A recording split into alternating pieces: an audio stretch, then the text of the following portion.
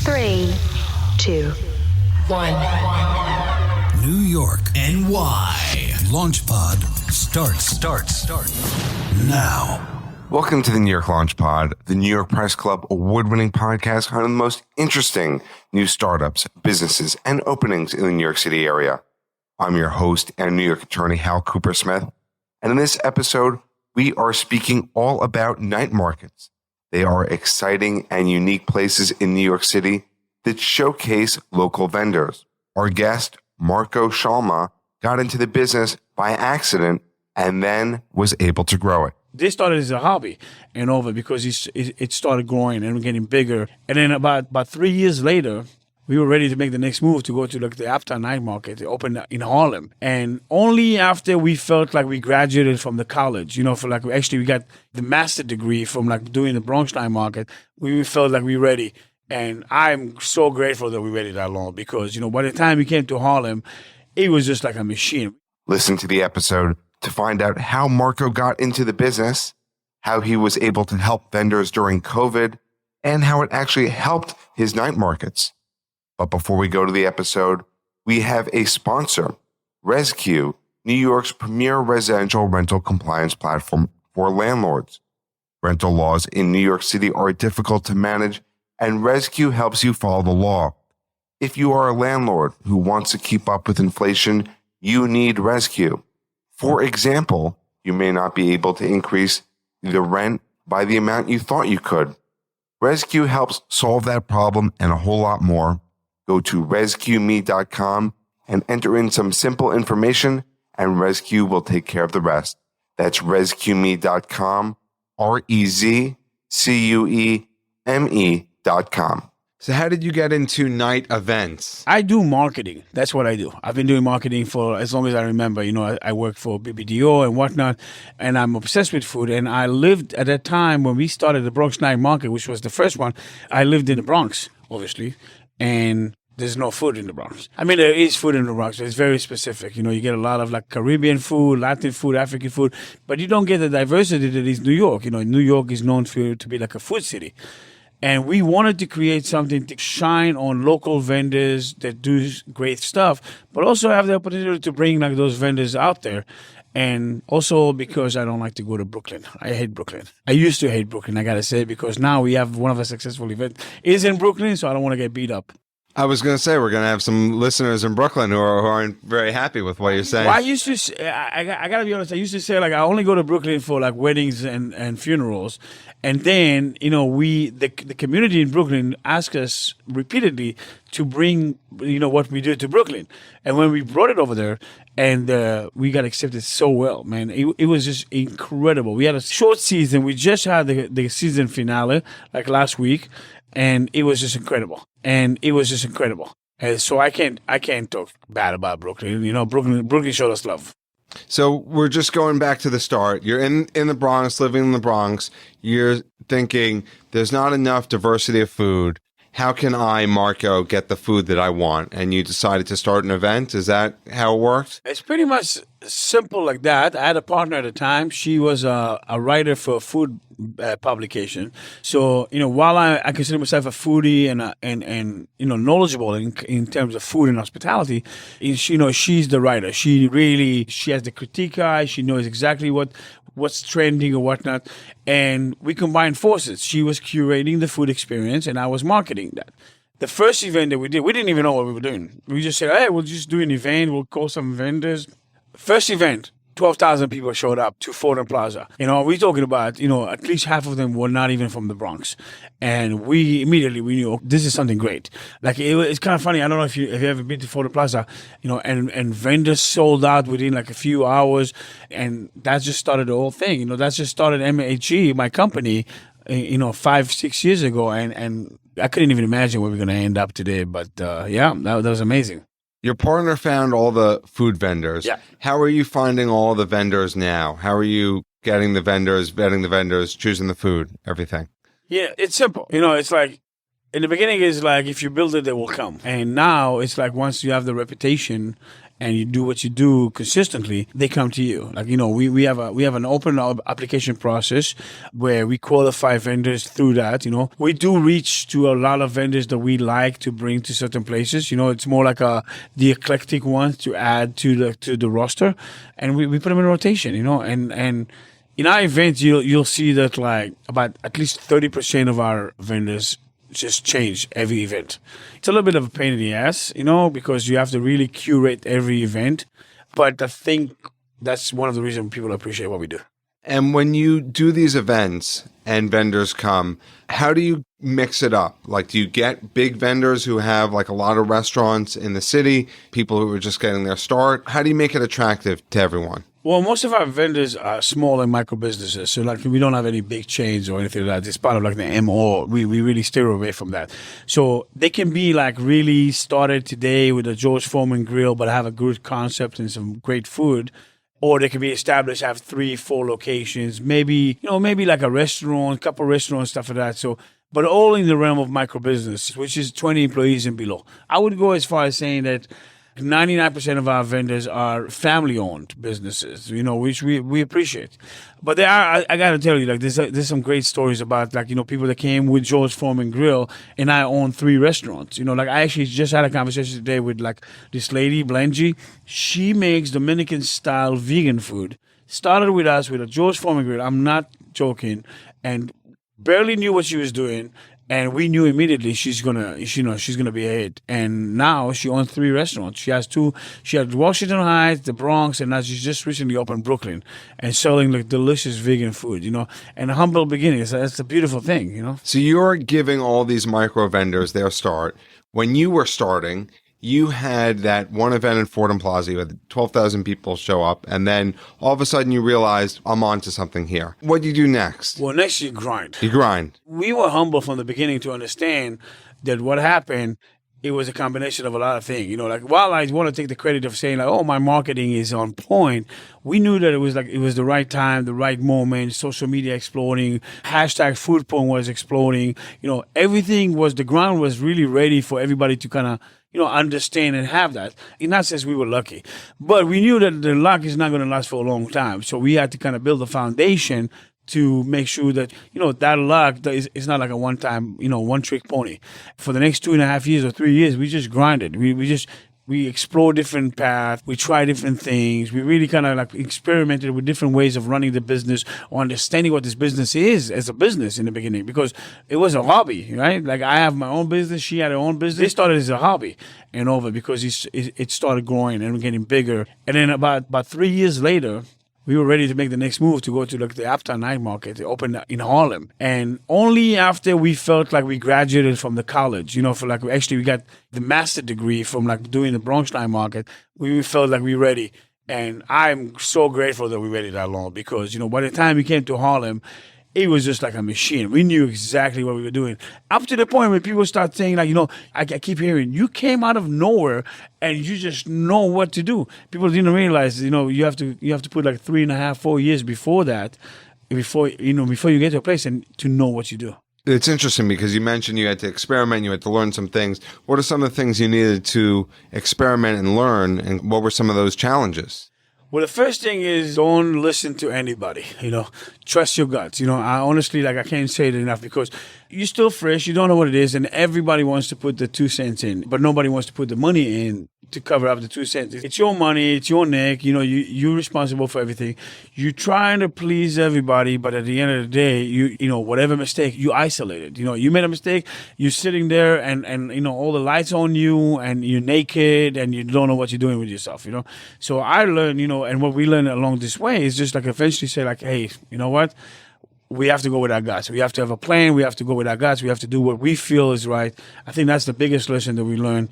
I think maybe another thing was like to really take care of your staff. Our staff is, a lot of business owners will tell you like, it's like a family. It is a family for us. We're taking everybody to Colombia at the end of the season, on our dime. As a vacation, 20 people, we're going to Colombia, we're going to spend it like a week at the beach. I don't care about that money and stuff like that. Take care of your people. That's the most important thing. You needed to trust your gut. and you were learning, what's kind of a mistake that you made? People want to know, you're painting it like, I trust my God, I'm taking care of my people, but there must have been challenges along the way. What were some of those challenges? There's a lot of challenges. We made critical mistakes from like involving ourselves with the wrong people or trusting people too much. At the bottom line, it all ended up like either losing money or losing networks or connections that leads to losing money. When we work with sponsors, right? In the beginning, we didn't even know how to work with sponsors. So we messed up, and some people did not come back because we didn't know how to follow up on the sponsorship or whatnot. When we did some business deals to extend certain times or to do any pop-ups, and we didn't know how to calculate that thing right. So we were losing money, because everybody came out to us and says everybody wants to do a collaboration. For me, collaboration is a dirty word at this point, because usually what it means is like somebody that wants to come and enjoy what we have without offering something to the table, bringing something to the table from their side. So it's not really a collab. It's more like it's like a hustle, on us. That kept happening because we wanted to appease people. We wanted to make sure that everybody knew that we are a good player in the neighborhood. We came out to support the community. So people came. And then at one point we started saying no. I think the biggest lesson, the third biggest lesson that we learned is just say no for 90% of the things, You make that 10%, that remaining 10% so much more valuable. So what are the economics of these night markets? How do they work? How are you making money? How do you incentivize it for the vendors? Well, the business model is pretty simple, right? You bring vendors, and those vendors pay you a rental fee, right? Then you have the stuff that you sell, right? So you have the bar, or you have merchandise, or different kind of elements. Sometimes it's a ticketed event. Not those night markets, because those night markets going to remain free forever. But those also lead to other opportunities, which then you have ticketed events. And then you have the sponsorship, right? So the sponsorship is like different brands that want to kind of have some visibility, whether it's digital visibility or on-site presence, and they pay like a nice price for those, right? So that's kind of like how the business model works from that aspect. Usually, the way that we do it is the vendor's fee covers the expenses, and whatever you make from the sponsorship, that's your net profit. Yeah, there are some other elements. For instance, we right now focusing on adding a non-for-profit arm, because there's a lot of grants and fees, either whether it's from the city states, other organizations that want to give to non-for-profits some support, and then we want to be part of that, and then that goes towards programming that we reinvest in the community, predominantly in food sustainability and disparity, education of plant-based eating and so on and so forth. So that's another source. And I didn't realize, but I'm only learning right now in the past year how much money there is in coming on from the government. Whether it's SBS or the mayor's office or the council members or all of that. So there's a lot of money over there that can be used to good things. So yeah, that's another stream. Well, you talked about how the ground was ripe for when you were launching and getting your business together, how it was able to grow. But certainly there must have been an obstacle, COVID, right? Past couple of years, people couldn't really get together. The space for vendors couldn't really work. Restaurants were struggling. City was struggling. I'm back. I went to a night market. I see there's a different energy. But can you talk about the challenges, during COVID and your business and your vendors? Yeah, so I'm going to say something that I'm always going to slightly hesitant of saying is COVID was the best thing that ever happened to us. We never intended on stopping, So COVID happened. I remember I came back from a trip on, I think it was March 11 or something like that, and we supposed to start the season March 14. March 14 is when everything shut down. My team, at this point, we were 6 of us working remote since 2017. So we all work remote. It was easiest for us. The first thing we said, okay, all right, let's cancel all our event for this year. First of all, let's just give people the money back. Let's cancel. Let's see what we can help. Second thing is created a directory to help those small businesses do some online sales or whatnot. So basically, a lot of them did not have any landing pages, even websites or whatnot. We created a directory that kind of showcased each of our vendors, almost 700 vendors, what they have, and then push that to customers all across the East Coast so they can order from those vendors directly, so keeping them in business. as soon as we're done with that, the question was like, what are we going to do next? When you're like, all right, the ground is not ready for a night market yet. We're going to keep it in the back of our head.